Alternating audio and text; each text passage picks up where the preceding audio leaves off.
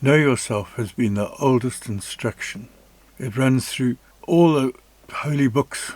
It runs through all the great philosophers' instructions.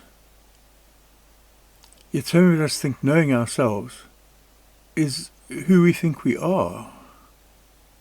We spend our time trying to know this mental creation we've made. But that's not who we are. We're something far more wonderful than that. And if we can get back to that state, wow, what is not possible? But this entity we think is us is really just a mental creation. And its structure is like this. First there's the me thought, the ego. And from that we think other thoughts. And they're all thoughts. And one thought leads to another thought. In what we want. We want more of this or more of that, or we want to avoid something else. We identify with what people think of us. And it's quite difficult to escape that. And then we have things like the news that impinge in our lives and give us a picture of the world. And really, as you sit at home, they're all just thoughts. There's no reality to them. You can't really tell for sure that anything you hear is true. We see so much in today's world that nothing can be believed. If we go back to our source, or the source of our thoughts, it's that original thought, me, and we've built everything on that. We think one thought and then another one becomes necessary, and so on, and it just grows, and each thought has another thought attached to it. And you have a whole world, a whole existence built up of thoughts. It's a thought world we live in. And thoughts are just thoughts. They really are basically just imagination. And it's not the real you. That real you, that being you feel when you, in your quieter moments, that's always the same whether you're 5 or 95, that's the real you. And if you can have your attention and your awareness in that, you find yourself living a real life. But the reality is we live in the thought world, which is all an extension of the me thought. Now if you can get rid of that me thought, everything else falls away. All the other thoughts are dependent on that me thought because you relate everything to yourself.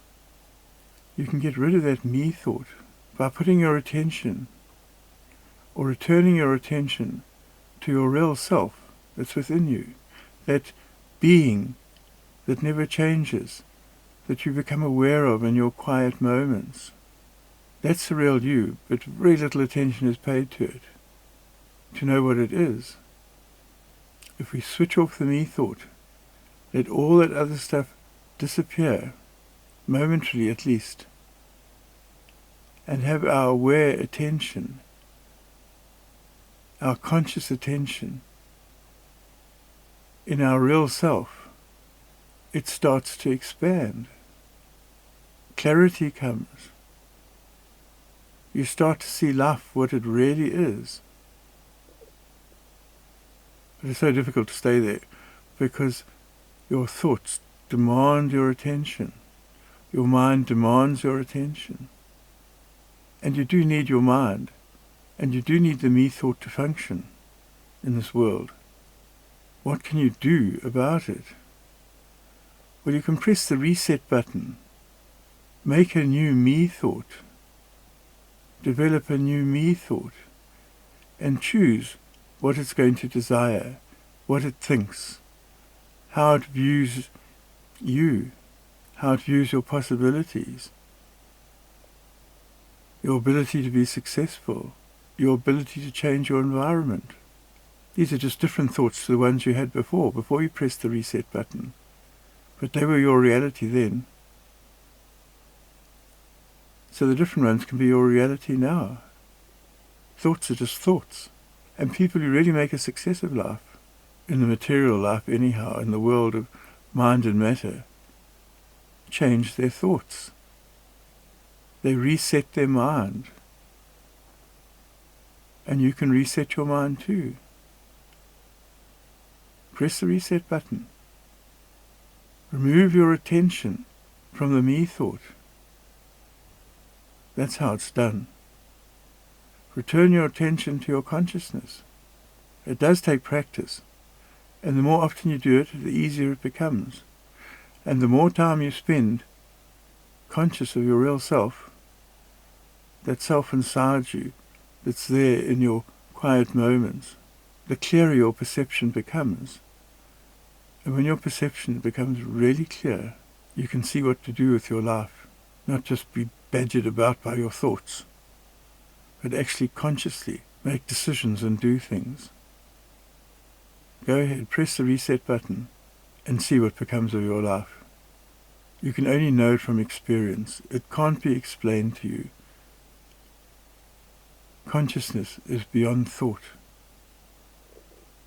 But once you have your attention in consciousness, you see how real it is, and you'll find you can't explain it to anybody else.